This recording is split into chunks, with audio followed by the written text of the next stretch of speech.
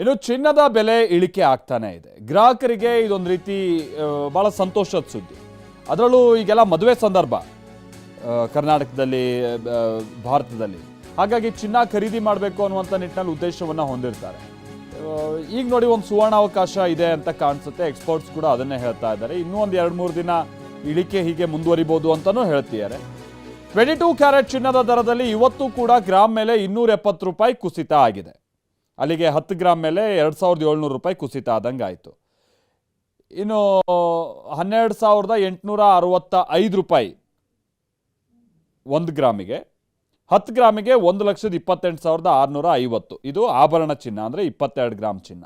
24 carrot ಚಿನ್ನದ ದರದಲ್ಲೂ 294 ರೂಪಾಯಿ ಕುಸಿತ ಆಗಿದೆ. 10 ಗ್ರಾಮ್ ಚಿನ್ನಕ್ಕೆ ಈಗ 1,40,350 ರೂಪಾಯಿ ಆಗಿದೆ. ಇದು 24 ಕ್ಯಾರೆಟ್ ಚಿನ್ನ. ನಾವು ಪ್ರತಿನಿಧಿ ವಿನಯ್ ಇದಕ್ಕೆ ಸಂಬಂಧಪಟ್ಟ ಹಾಗೆ ಕೆಲ ವರದಿಯನ್ನು ಕೊಟ್ಟಿದ್ದಾರೆ, ಬನ್ನಿ ನೋಡ್ಕೊಂಬೋಣ. ಚಿನ್ನ ಬೆಳ್ಳಿ ಖರೀದಿಗೆ ಇದು ಚಿನ್ನದಂಥ ಕಾಲ. ಯಾಕೆಂದರೆ ಸದ್ಯಕ್ಕೆ ಯುದ್ಧದ ಎಫೆಕ್ಟ್ ಚಿನ್ನ ಮತ್ತು ಬೆಳ್ಳಿಯ ದರದಲ್ಲಿ ಸಾಕಷ್ಟು ಇಳಿಕೆ ಆಗ್ತದೆ. ಕಳೆದ 4-5 ದಿವಸಗಳಿಂದಲೂ ಕೂಡ ಸಾಕಷ್ಟು ಪ್ರಮಾಣದಲ್ಲಿ 22 ಕ್ಯಾರೆಟ್ ಆಗಿರ್ಬೋದು, 24 ಕ್ಯಾರೆಟ್ ಗೋಲ್ಡ್ನ ಪ್ರೈಸಲ್ಲಿ ತುಂಬ ವ್ಯತ್ಯಾಸ ಆಗ್ತಾ ಇದೆ. ಹೀಗಾಗಿ ಸದ್ಯಕ್ಕೆ ಚಿನ್ನ ಖರೀದಿಗೂ ಕೂಡ ಸಾಕಷ್ಟು ಜನರು ಮುಂದಾಗ್ತಾ ಇದ್ದಾರೆ. ಯಾಕೆಂದರೆ ಕಳೆದ ಕೆಲ ದಿನಗಳ ಹಿಂದೆ ಜನವರಿಯ ಕೊನೆಯ ವಾರದಲ್ಲಿ ನಾವು 22 ಕ್ಯಾರೆಟ್ ಆಗಿರ್ಬೋದು, 24 ಕ್ಯಾರೆಟ್ ಚಿನ್ನದ ಬೆಲೆ ಸಾಕಷ್ಟು ದೊಡ್ಡ ಪ್ರಮಾಣದಲ್ಲಿ 1,60,000 ಕೂಡ ಹೋಗಿತ್ತು.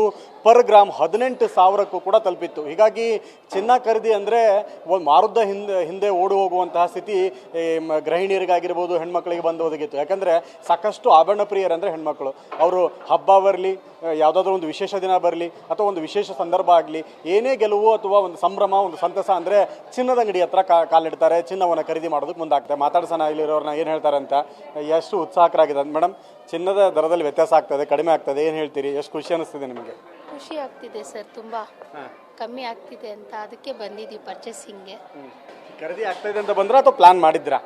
ಇಲ್ಲ, ಕಡಿಮೆ ಆಗಿದೆ ಅಂತಲೇ ಬಂದಿದ್ದೀವಿ, ಪ್ಲಾನ್ ಇರಲಿಲ್ಲ. ಏನು ಒಕೇಶನ್ಗೆ ತೊಗೊಳ್ತಿದ್ದೀರಾ ಅಥವಾ ಚಿನ್ನ ತಗೋಬೇಕು ಅಂತನಾ? ಇಲ್ಲ, ನಮಗೆ ಅಂತಲೇ ಡೈಲಿ ವೇರ್ಗೆ ತೊಗೊತಿದ್ದೀವಿ, ಒಕೇಶನ್ ಏನೂ ಇಲ್ಲ. ಓಕೆ. ಈಗ 18,000 ಪರ್ ಗ್ರಾಮ್ ಹೋಗಿದ್ದು 12,685ಕ್ಕೆ ಬಂದು ನಿಂತಿದೆ. ತುಂಬ ಖುಷಿ ಆಗ್ತಿದೆ, ಚಿನ್ನದ ರೇಟ್ ಕಡಿಮೆ ಆಗ್ತಿದೆ ಅಂತ. ಅದಕ್ಕೆ ಸರಿ ಪರ್ಚೇಸ್ ಮಾಡೋಣ, ತುಂಬ ದಿನ ಪ್ಲ್ಯಾನ್ ಇತ್ತು, ಕಡಿಮೆ ಆಗಿದ ತಕ್ಷಣ ಖುಷಿಯಾಗಿದೆ ಅಂತ ಬಂದಿದೆ. ಖುಷಿ ಆಗ್ತಿದೆ. ಹೌದು, ತುಂಬ ಖುಷಿ ಆಗ್ತಿದೆ ಸರ್. ತುಂಬ ಪ್ಲಾನ್ ಮಾಡ್ಕೊಂಡಿರ್ತಾರೆ. ಯಾಕಂದರೆ ಚಿನ್ನ ಖರೀದಿ ಅನ್ನೋಂಥದ್ದು ಈ ಬಡ ಮತ್ತು ಮಧ್ಯಮ ವರ್ಗದವ್ರಿಗೆ ಒಂದು ದೊಡ್ಡ ಸಂಭ್ರಮದ ವಿಚಾರ. ಹೀಗಾಗಿ ಜನರು ಕೂಡ ನೀವು ನೋಡ್ಬೋದು, ಈ ಮಾಲೀಕರು ಹೇಳ್ತಾ ಇದ್ದಾರೆ, ನಮಗೆ ಕಳೆದ ಕೆಲ ದಿನಗಳ ಹಿಂದೆ ದೊಡ್ಡ ಮಟ್ಟದಲ್ಲಿ ಸಮಸ್ಯೆ ಆಗಿತ್ತು, ಸಾಕಷ್ಟು ಜನರು ಕೂಡ ಬರ್ತಾ ಇರಲಿಲ್ಲ ರೇಟ್ ಏರಿಕೆ ಅಂತ ಹೇಳಿ. ಆದರೆ ಈಗ ನಾವು ಮತ್ತೆ ಸ್ಟೋರನ್ನು ಜನರನ್ನಿಂದ ತುಂಬಿ ತುಳುತ್ತಿರೋದನ್ನು ನೋಡ್ತಾ ಇದ್ದೀವಿ. ಹೆಚ್ಚು ಜನ ಚಿನ್ನದ ಅಂಗಡಿಗಳ ಹತ್ರ ಬರ್ತಿರೋದನ್ನು ಕಾಣ್ತಾ ಇದ್ದೀವಿ ಅಂತ ಹೇಳ್ತಾ ಇದ್ದಾರೆ. ಮತ್ತೊಬ್ಬ ಗ್ರಾಹಕರಿದ್ದಾರೆ, ಮಾತಾಡ್ಸೋಣ. ಎಷ್ಟು ಖುಷಿ ಅನಿಸ್ತಾ ಇದೆ ಅವ್ರಿಗೆ, ಎಷ್ಟು ಸಂತೋಷ ಆಗ್ತಾ ಇದೆ? ಯಾಕಂದರೆ ಚಿನ್ನ ಖರೀದಿ ಅಂದ್ರೆ ಹೆಣ್ಮಕ್ಳಿಗೆ ಅದಂತ ಸಂಭ್ರಮ. ತಾವು ಏನು ಪ್ಲಾನ್ ಮಾಡ್ಕೊಂಡಿದ್ದೀರಾ? ಎಷ್ಟು ಖರೀದಿ ಮಾಡ್ತಿದ್ದೀರಿ? ನಾವು ಇಯರಿಂಗ್ಸ್ ತಗೊಂಡ್ವಿ ಅಷ್ಟೇ. ಎಷ್ಟು ಗ್ರಾಮ್ ತಗೊಂಡ್ರಿ? ಎಷ್ಟು ಖುಷಿ ಅನಿಸ್ತಿದೆ ಇಳಿಕೆ ಆಗಿರೋದು? ತುಂಬಾನೇ ಡೌನ್ ಆಗಿಬಿಟ್ಟಿದೆಯಲ್ಲ, ಖುಷಿ ಆಗ್ತಾ ಇದೆ. 4 ಗ್ರಾಮ್ ಇಯರಿಂಗ್ಸ್, 4 ಗ್ರಾಮ್ ತಾಳಿ ತಗೊಂಡ್ವಿ ಅಷ್ಟೇ. ಇಲ್ಲಿರುವ ಮ್ಯಾನೇಜರ್ ಏನು ಹೇಳ್ತಾರೆ? AGM ಅವ್ರು ಮಾತಾಡಿಸ್ತೀನಿ.